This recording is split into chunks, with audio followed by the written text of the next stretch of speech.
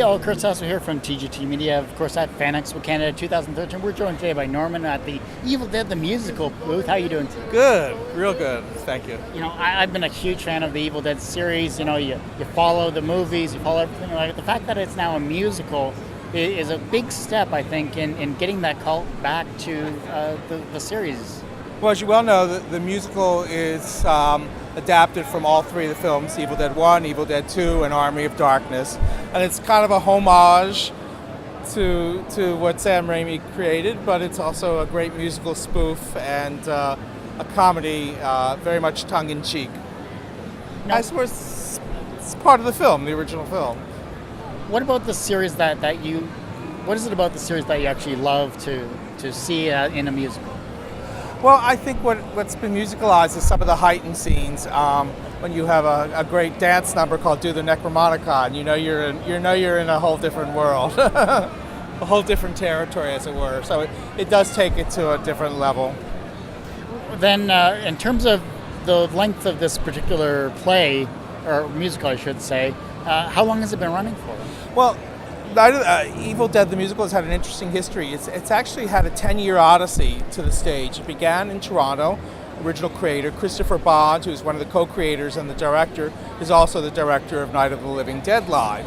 And Night of the Living Dead Live actually was inspired by the success of Evil Dead in Toronto. Evil Dead started out as a small little kind of sketch, fun little exercise down at the Transact Club, one of the groovy clubs that Toronto has, and it premiered on the infamous Night of the Blackout in August 2013, 10 years ago now.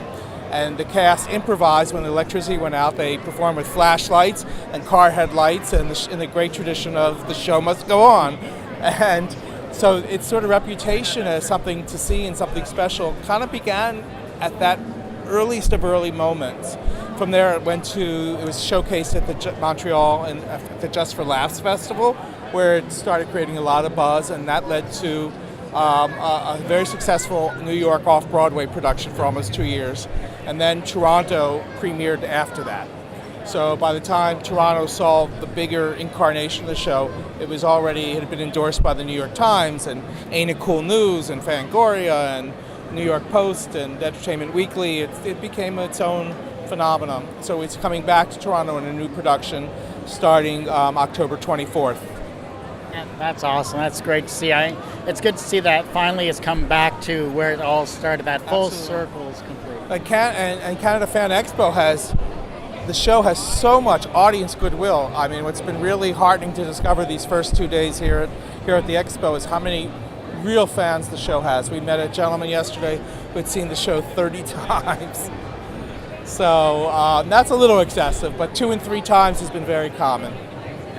You know, once this closes down, once you get back to planning for the overall musical itself, what personal experiences are you going to take away from this convention?